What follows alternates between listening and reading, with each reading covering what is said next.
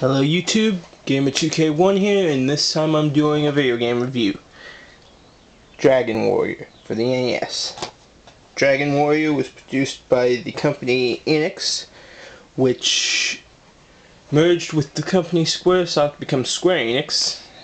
Now, everybody should know that by now.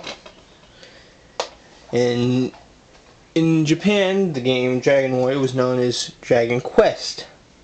The only other game in the series I have here, Dragon Quest VIII. Anyways, let's see if I can get this to work on the first try.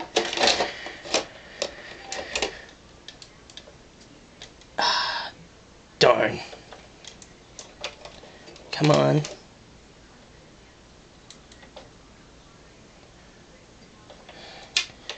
Yep.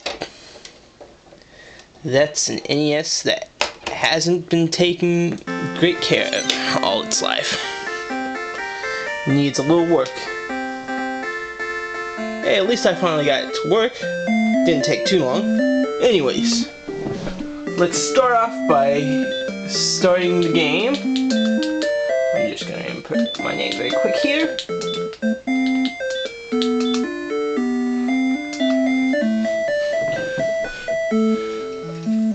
Ah yes, 8-bit gaming in all its glory.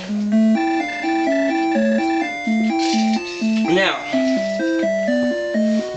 for those who didn't know, this game is actually the influence of my favorite video game series, Final Fantasy.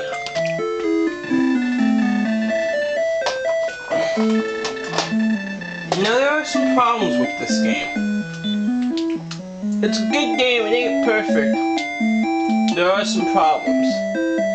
For one, a lot of what you do is menu driven. Like for instance, opening chests. You have to stand right on top of chests and hit A and go to take. Now, to get through doors, you hit A and hit door. Now, you cannot open a door unless you have a key. If you do not have a key, forget about it. Then there's stairs. To go up and down stairs, you hit A and go down stairs.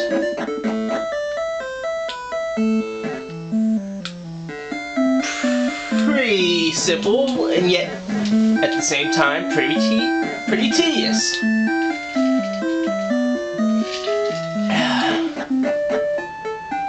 Alright, let's see. Before I go on my adventure, I'm going to go to the weapon shop. And to start off, I'm just gonna buy a club.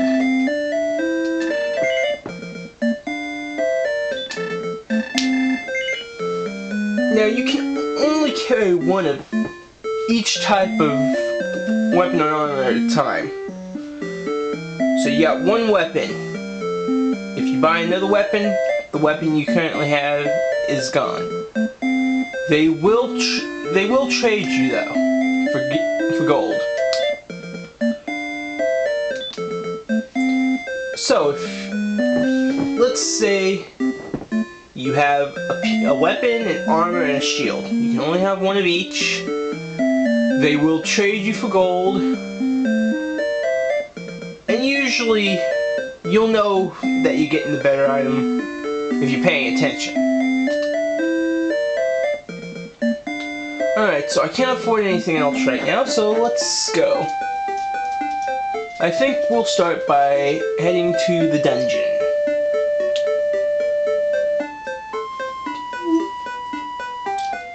Not very good music though. You can almost call it ear splitting. Alright, so here's the dungeon. Let's see. It's dark, you can't see in front of you. There's a solution though. A torch. Now, word of warning. This torch only lasts for a period of time. That period of time is when you enter the next level. It certainly lasts longer than the magic spell that gives you a larger area.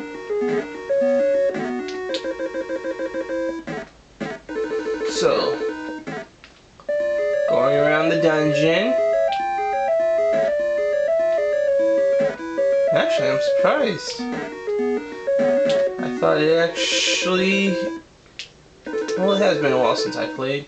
Let's take this. A tablet. I am Eric, and thou art my descendant. 3 items were needed to reach the Isle of Dragons, which is south of Briconary. I gathered these items and reached the island, and there defeated a creature of great evil. Now I have entrusted the 3 items to the 3 worthy keepers. Their descendants will protect the items until thy quest leads thee to seek them out. Then a new evil arises. Find the 3 items, then fight. Alright. Basically, I have to go around the world and find these 3 items. Should I not be able to find these 3 items, I won't be able to progress. Now, it's interesting to note that this game is relatively short.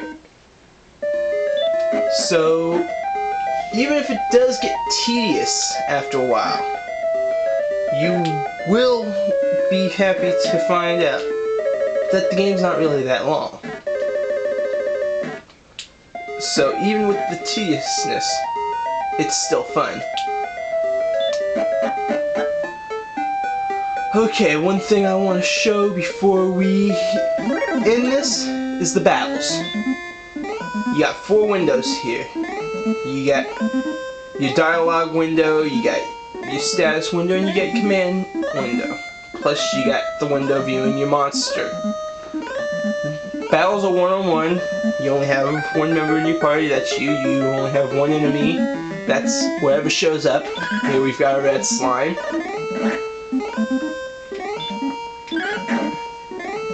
Battles are very simple. You just keep attacking and make sure your health is higher than theirs. At least that's the formula I go by.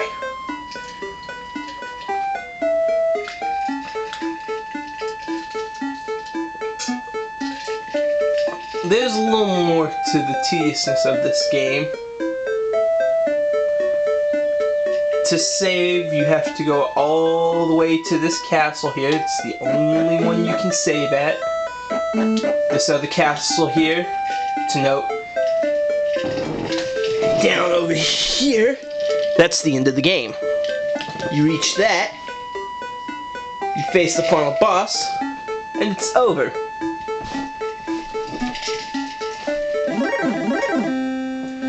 Few things to note. If you die, your HP gets to 0. It will not be game over to the title screen. Instead, you will be automatically transported back to the castle, to the king's chambers. So, I forget if your HP is fully restored or if it's just 1 HP, but you're back to the king's chambers every time you die. But your gold is half of what it was when you died. To save, you talk to the king. That's simple. If at some point you wind up being cursed, you cannot enter the castle. And if you die, you are sent from the castle.